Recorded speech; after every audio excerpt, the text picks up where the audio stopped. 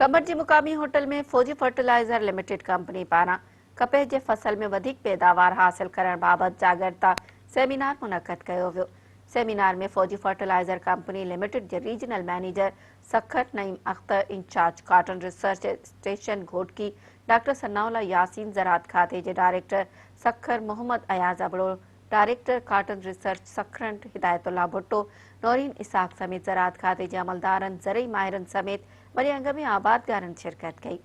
Programme जो मेहमान ख़ास ज़राअत खाते सिंध जो एडिशनल डायरेक्टर जनरल अल्लाह बरायो रहिंदो हो। सेमिनार के FFC सखर जे रीजनल मैनेजर नईम अख्तर ऐं ज़रई माहिरनि ख़िताब कंदे चयो त FFC पारां सेमिनार कराइण जो मक़सदु इहो आहे त आबादगार कपह जे फसल मां वधीक पैदावार हासिल कनि, छाकाणि त पाकिस्तान हिकु ज़रई मुल्क आहे। जेकॾहिं आबादगार तरक़ी कंदो त पाकिस्तान तरक़ी कंदो।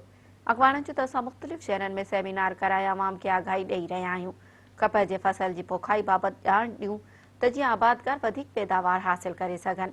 उन्हनि वधीक चयो त कपह जे फसल मां वधीक पैदावार हासिल करण लाइ आबादगार सुठा बिज सही तरीक़े सां बाहण ऐं दवाउनि जे इस्तेमालु करण सां गॾु पाणी जो इस्तेमालु बि सही तरीक़े सां कनि त फ़ी एकड़ वधीक पैदावार हासिल थींदी।